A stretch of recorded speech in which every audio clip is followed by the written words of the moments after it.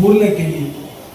असे 100 kilometre, 50 kilometre, 25 kilometre, 21 kilometre, 5 किलोमीटरपर्यंत ज्यांनी धावले असे सर्व माझे या वारीतील सहभागी वडीलधारी असतील, युवक युवती, सहकारी बांधव आणि पत्रकार मित्रांनो, या बारामतीमध्ये खरं त्रास येत असताना छातीवरती दगड ठेवून यावा लागला की ज्या नेत्यानं या महाराष्ट्रातील अनेकांना वेगवेगळ्या क्षेत्रामध्ये संधी उपलब्ध करून दिली, त्या नेत्याला आज अभिवादन करण्याची वेळ येईल. त्या नेत्याच्या जयंतीच्या निमित्तानं बारामतीत जावं लागेल हे आम्हाला किंवा कुणालाच मनी ध्यानी किंवा स्वप्नात देखील आलं नसेल. तो प्रसंग आज आपल्या सर्वांवरतीच ओढवलेला आहे. आणि आज बारामतीमध्ये आल्यावरती बारामतीची झाडं बोलतायत, बारामतीच्या इमारती बोलतायत, बारामतीचे रस्ते बोलतायत, नाले बोलतायत, तलाव बोलतायत की हो ही सुंदर बारामती कुणी केली तर ती आदरणीय अजितदादांनी केली. आणि बारामतीचं स्वप्न संपूर्ण राज्यामध्ये देखील आम्ही पाहतो की बारामती सारखं आमचं देखील शहर व्हावं, बारामती सारखा आमचा देखील तालुका व्हावा. आणि याकरता ज्या नेत्याच्या खांद्याला खांदा लावून आम्ही उभं होतो, ज्या नेत्याच्या विश्वासावरती राजकारण करत होतो, आज तोच नेता हयातीमध्ये नाही, हे आम्हा सर्वांचं देखील दुर्भाग्य आहे. सतीश दादा तुम्ही सतीश अण्णा मगाशी बोलताना भावनिक झाले. आम्ही आज ही आरोग्य वारी पूर्ण करत असताना पावलं पावली दादांची आम्हाला आठवण येत होती, हे देखील त्यांनी आपल्या भावनेतनं व्यक्त होताना मी पाहिलं. राजकीय जीवनामध्ये माझ्यासारखा कार्यकर्ता काम करत असताना दादांच्या मार्गदर्शनाखाली विकास काय असतो, विकास कामं कशी केली पाहिजे, जनतेची सेवा कशी केली पाहिजे, हे देखील आम्ही जवळून अनुभवलं. आणि आज त्यांच्या पावलावरती पाऊल ठेवून ज्या वेळेला काम करतो त्यावेळेला जर तुम्हाला कामं करायची असेल तर आम्ही अधिकाऱ्यांना देखील सांगतो आणि आमच्यासारख्या अनेक सहकाऱ्यांना सांगतो, नेत्यांना सांगत असतो की जर तुम्हाला कामं करायची असेल, विकास करायचा असेल, जनसामान्यांची सर्वसामान्यांची सेवा करायची असेल तर बारामतीचा आदर्श घेऊन आपण काम केलं पाहिजे. ही वस्तुस्थिती, ही परिस्थिती आपण कधी नाकारू शकत नाही.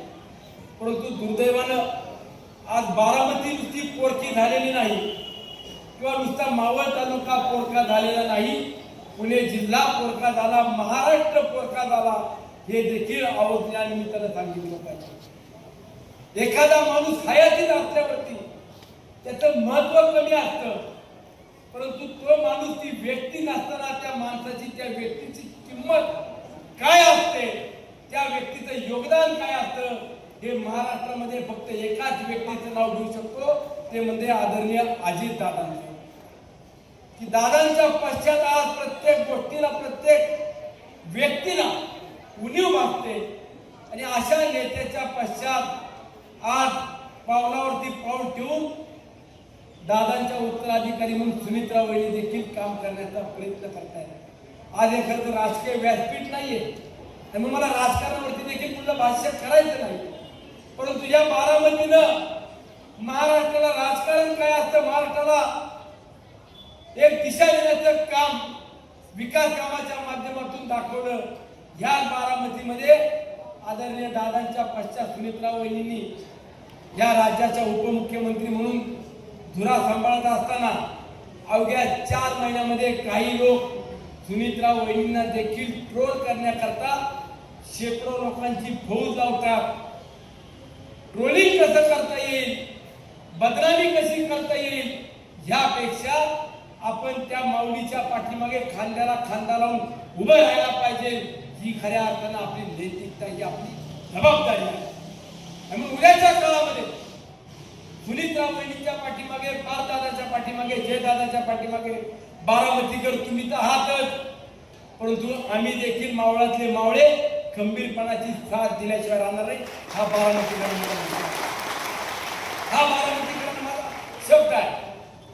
मग या मातीतून शाहू फुले आंबेडकरांची विचारधारा घेऊन ज्या वेळेला दादा राजकीय जीवनामध्ये काम करताना आपण सर्वांनी पाहिलं, तर हेच विचारधारा पुढच्या काळामध्ये देखील जोपासण्याची जबाबदारी आम्हा सर्वांची असणार आहे. प्रत्येकाच्या मनामध्ये प्रश्न आहे आणि तो प्रश्न सर्वसामान्य जनतेच्या मनात कुणी उभा केला असेल तर त्या आपल्याच लोकांनी जो प्रश्न उपस्थित केला आहे की दादांचा घात झाला की अपघात झाला, यावरती काही मंडळी बोलत नाही.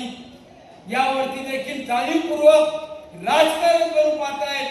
त्याच व्यक्तींना या बारामतीच्या भूमीतून सांगू इच्छितो, राजकारणाची पदं असो किंवा नसो, दादांचा घात की अपघात आहे हे बारामतीकरांना आणि महाराष्ट्राच्या जनतेला देखील आम्ही देखील गप्प बसणार नाही. जेणेकरून अशा परिस्थितीचं कोणी राजकारण उद्याच्या काळात करून सुनीता वहिनी, पारदादा, जयदादा यांना देखील तुम्ही जाणीवपूर्वक बदनामी किंवा टार्गेट करण्याचा प्रयत्न करू. आज वहिनींना देखील एवढ्या जबाबदाऱ्या अंगावरती येतील हे कधीच वाटलं नव्हतं.